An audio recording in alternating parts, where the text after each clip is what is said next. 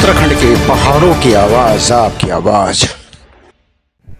मैं जगमोहन डांगी, पहाड़ों की आवाज़। आज हूँ मलेठी सतपुली ठाकुर सुंदर सिंह चौहान वृद्धाश्रम में, जिसका उद्घाटन 1 मार्च को होना है। और उसका तैयारी को लेकर क्या व्यवस्था है देखने पहुँचे हैं सतपुली मलेठी। आगे देखें हमारी रिपोर्ट तैयारी को लेकर। जगमोहन डांगी अपने सहयोगी विक्रम पटवाल के साथ।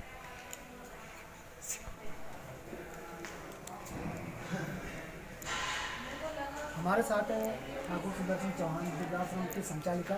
जानते हैं उनका आपको मेरा नाम सोनिया है और मैं अल्मोड़ा से बिलोंग करती हूँ। सुंदर सिंह चौहान कब से वृद्धाश्रम संचालित हो रहा है? आप कैसा महसूस करें? यहाँ पे उत्साह कितना है क्षेत्र में लोगों के आश्रम के प्रति? कितने लोग अब तक यहाँ पे पंजीकरण हुए? एक्चुअली में देखा जाए तो ये एक पहाड़ों की डिमांड है। आपका शुभ नाम? प्रणाम, मेरा नाम नीलम सिंह नेगी नीलकंठ है। मैं ठाकुर सुंदर सिंह चौहान साहब के आशीर्वाद से उनके चौनकोट मशरूम उद्योग का पूरा संभालती हूँ। और यहाँ वृद्धाश्रम में भी मैं एज ए सेवादारी समझ लीजिए, जिसे शुद्ध में कहते हैं कि वॉलंटियर। तो मैं स्वयं सेवी हूँ और मैं अपनी सेवा देती हूँ यहाँ पर। यहाँ ठाकुर साहब का प्रयास बहुत ही शानदार है, क्योंकि 2019 में जब उन्होंने इसकी संरचना करी, ये जो आइडिया उनके दिमाग में आया और शुरुआत करी 2019 में, तो एक ये सोच के करी थी कि जैसे कि आजकल के वक्त में माता पिता अकेले रह जाते हैं, बुज़ुर्ग हो जाते हैं, बीमार होते हैं, बच्चे उनके या तो कमाई की वजह से या किसी और कारणवश उनसे दूर हो जाते हैं। तब ऐसी हालत में उन बुज़ुर्गों की सेवा के लिए ठाकुर सुंदर सिंह चौहान साहब ने एक सोचा कि एक ऐसी जगह बनाई जाए जो शुद्ध पर्यावरण में उनको देख रेख उनकी बेहतर हो, ताकि वो अपने जो बचे हुए जो शेष जीवन है उसी को विशेष बनाकर यहाँ जीवन जी सके।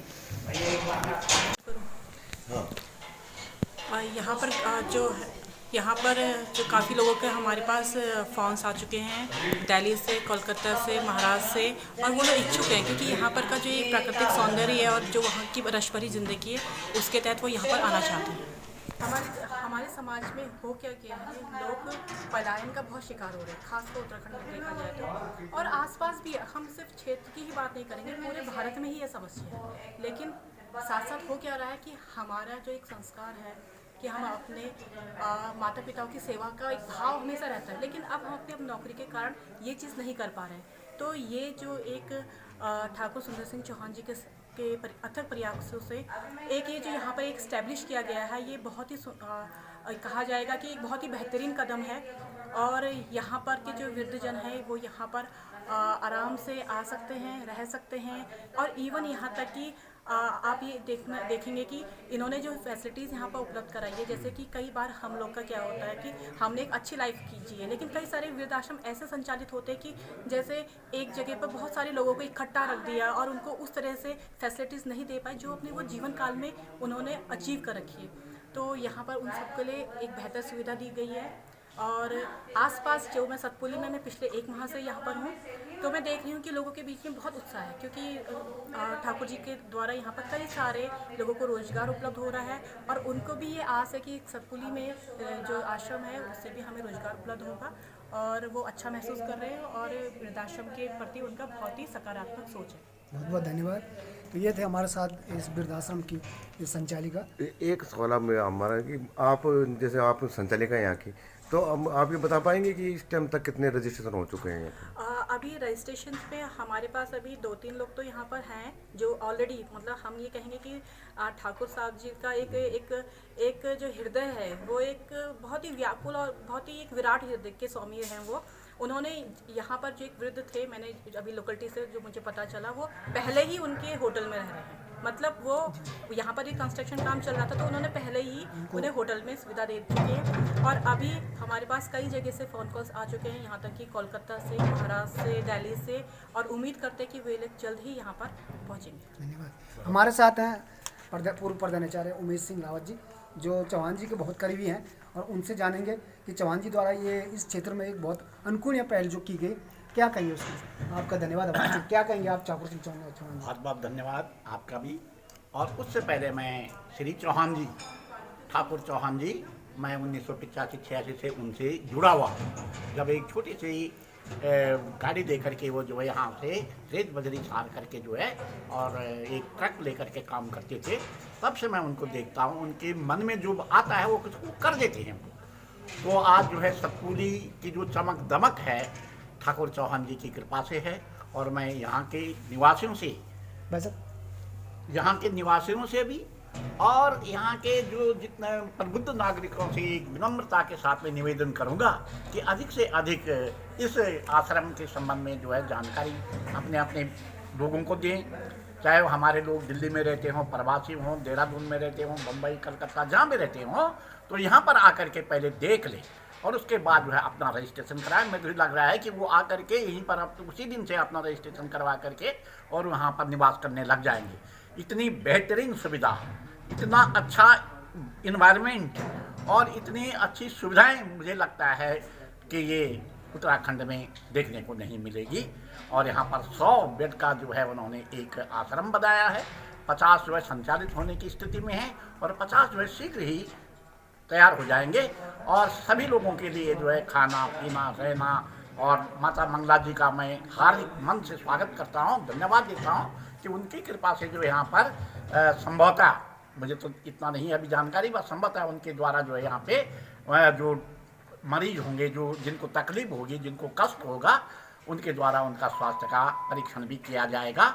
ईश्वर इनको भी और उनको भी जो है लंबी उम्र दे, ताकि हमारा ये गढ़वाल जो है, हमारा जो ये क्षेत्र जो है, ये सतपुली जो क्षेत्र जो है, ये जो है एकेश्वर महादेव की कृपा समझो या भैरवनाथ की कृपा समझो या ज्वालपा महादेवी की या जो है यहाँ पर दंगेश्वर महादेव की कृपा समझो कि जो है यहाँ पर हर आदमी आकर के टिक जाएगा, रहेगा और यहाँ पर देख करके ही जो है लोगों की आधी बीमारी दूर हो जाएगी। मुझे ऐसी कामना, यहाँ पर बहुत अच्छे ढंग से लोग रहेंगे। बहुत बहुत धन्यवाद आपका।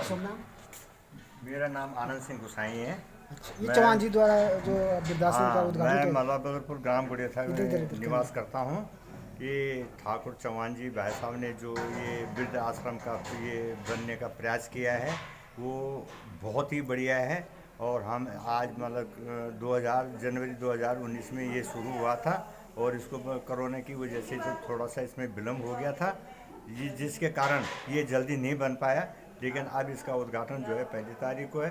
सुंदर सिंह चौहान एक ऐसे नेक हैं जो कि गरीबों को भी देखते हैं, शादी ब्याह में भी जो है अंशदान करते हैं, जो कांवड़ी आते हैं उसमें भी अंशदान करते हैं और अमेठी सैंड में इनका निवास है। और मैं उनको तो बहुत बहुत धन्यवाद देता हूँ। इसको देख के जो है आज इतना हैरान हो गया कि इतनी बड़ी बिल्डिंग जो बनी है उनके प्रयासों से इसमें गरीब तबके के लोग, मध्यम वर्ग के लोग और अमीर लोग भी रह सकते हैं। देखिए इसमें जो है शुल्क क्या होगा, इसमें अगर कोई अच्छा आदमी है वो शुल्क दे सकता है इसमें। और उन्होंने मतलब जो है यहाँ के लोगों को देखते हुए कि मतलब जो है दर दर की ठोकरें खा रहे, उनके बच्चे जो है नौकरी कर रहे हैं लेकिन फिर भी जो है उनका जो है अपने माँ बापों के ऊपर ध्यान नहीं है, इसलिए जो है उन्होंने यहाँ पे निवासी बनाया है अपने प्रयासों से।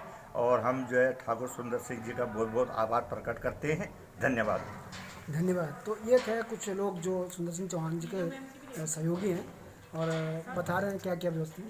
तो मैं एक बार फिर पहाड़ों की आवाज़ के लिए अपने सहयोगी कैमरामैन विक्रम पटवाल के साथ मलेठी सतपुली पौड़ी गढ़वाल पहुँचे हैं। पहाड़ों की टीम सतपुली मलेठी गांव में, जहां पे ठाकुर सुंदर सिंह चौहान के द्वारा वृद्धाश्रम का विधिवत निर्माण किया गया है। और 1 मार्च को माता मंगला जी और भोले जी महाराज और समस्त क्षेत्रवासियों द्वारा इस आश्रम का जो विधिवत उद्घाटन हो रहा है उसमें भव्य आयोजन किया जा रहा है।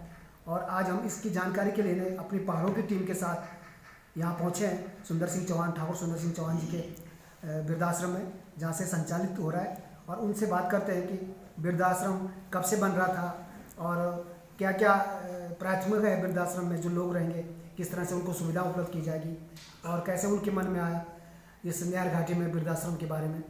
तो हमारे साथ हैं सुंदर सिंह चौहान जी। ठाकुर साहब, आपका बहुत बहुत स्वागत हमारे वॉइस ऑफ माउंटेन में, पहाड़ों की आवाज़ में। 1 मार्च को वृद्धाश्रम का जो है विधिवत उद्घाटन होने जा रहा है। कितना समय लगा आश्रम बनने में? इसको बनने में 2 साल लगे। 2 साल लगे इसमें। कोरोना के कारण जो है थोड़ा विलम्ब हो गया इसका उद्घाटन। तो इसलिए हुआ था, मेरा स्वास्थ्य 20 दिन खराब हो 2020 में जो है 21 मार्च को मेरे स्वास्थ्य में कुछ गड़बड़ हो गया था, पैरालाइज हो गया था, जिसको जैसे मैं साल भर तक बीमार हो, आज भी बीमार की स्थिति हो गई, तो इसलिए इस पर टाइम लगे, नहीं तो इसलिए 2020 में ही तैयार हो जाना था और अब तो लोगों को यहाँ पे संचालन होना शुरू हो जाता है। ठाकुर साहब, चौहान आश्रम जो है बहुत एक पौड़ी के लिए क्षेत्र में बहुत बड़ी आपने सौगात दी है, एक परोपकारी काम किया है। बड़े लंबे से लोग देख रहे थे कब संचालित होगा, अब वो समय आने वाला 1 मार्च को। और इसमें हम ये जानना चाह रहे हैं कि किस प्रकार के कौन कौन से लोग रहेंगे, जो वृद्ध लोग हैं, गरीब लोग हैं, सामान्य वर्ग है, उच्च को मध्यम वर्ग हैं, जिनके पास सब कुछ है लेकिन उनको कोई रेख देख करने वाला नहीं है, तो ऐसे लोगों को भी यहाँ पे प्राथमिकता है। और जो सामान्य वर्ग है, किस प्रकार के लोग रहेंगे, किस किस कैटेगरी में रहेंगे? पहले तो यहाँ पे जो भी रहेंगे पूरे भारत के लोग रहेंगे, ये कोई जरूरी नहीं कि पहाड़ के लोग रहेंगे, देश विदेश हर जगह के रहेंगे, हर कास्ट के रहेंगे, हर मजहब के लोग रहेंगे, किसी प्रकार का भेदभाव वाली बात नहीं रहेगी। इसमें अच्छे लोग रहेंगे, मध्यम वर्ग भी रहेंगे और गरीब भी रहेंगे। जिनके पास पैसे की व्यवस्था है वो पैसा भी देंगे, जिनके पास नहीं है उनकी वजह से भी सेवा की जाएगी। और स्वास्थ्य के लिहाज से जिनके जो है माता मंगला जी जो बीमार जो अस्वस्थ का भी हो जाते हैं, माता मंगला जी के द्वारा से यहाँ पे स्वास्थ्य की जो व्यवस्था है उनके द्वारा की जाएगी। और इसमें सीनियर सिटी के भी आएंगे, लोअर क्लास के भी आएंगे, मध्यम क्लास के भी आएंगे, और किसी के लिए कोई कभी किसी पर सबको भोजन की व्यवस्था रहेगी। और भोजन यही जो जिसको चॉइस करता है, चॉइस मुताबिक भोजन की व्यवस्था हो जाएगी। आप हमारे पहाड़ों की आवाज़ जो है चैनल के माध्यम से कुछ संदेश देना चाहते हैं उन लोगों को जो बाहर रहते हैं, बम्बई, दिल्ली, और उनके पास सब कुछ है लेकिन उनको ऐसी आबो हवा नहीं मिल रही है, तो आप उनको अगर कुछ कहना चाहें तो हम आपकी बात को अपने चैनल के माध्यम से पहुंचा सकते हैं, कोई संदेश, ताकि वो आपसे संपर्क कर सकें। जो लोग हमारे पर क्योंकि यहाँ पहाड़ों में सबसे बड़ा रोजगार की बड़ी दिक्कत होगी, आजीविका के साधन के लिए बाहर जाना पड़ रहा है, लेकिन अब वो लोग बाहर चले गए हैं, लेकिन माँ बापों की व्यवस्था सही ढंग से नहीं कर पा रहे, क्योंकि नौकरी के साथ रहता है, नौकरी व्यवस्था पर नौकरी देंगे तो माँ बाप देंगे। अब जब उल्टा हो गया, जब पहले माँ बाप देना तब आपने व्यवसाय करना, लेकिन अब पहले नौकरी देने पड़े तो माँ बाप देंगे। किसी भागीपुर से बहुत सारे लोग अपने माँ बापों को केयर कर रहे हैं, कोई नहीं कर पा रहा है। अब बहुत सारे माँ बापों के पास पैसे भी हैं लेकिन उनके पास साधन नहीं है, गाँव में कोई रह नहीं गया है, किसी से कोई चीज़ मंगाए तो मंगाए किससे, फिर बहुत सारे लोग ताने मारते हैं। अब वो लोग बड़े आदमी होने के बाद उन्होंने अच्छे जीवन जिया है, अब कोई उनको एक नॉर्मल आदमी को ताने दे तो उनके लिए बहुत बड़ी समस्या हो जाती है, उनकी बड़ी घुटन हो जाती है। वो कहते हैं हमने कर क्या ज़िंदगी। तो ज़िंदगी में ये है कि हमने सोचा कि हमारे लोगों का इस तरह सा वो हो रहा, अभाव हो रहा है जीवन का, सब कुछ होते हुए भी आगे पीछे सब कुछ देखते हुए भी आज तरस रहे हैं, तो हम उनको तरसना नहीं चाहते कि वो तरसे। आपके मन में कैसे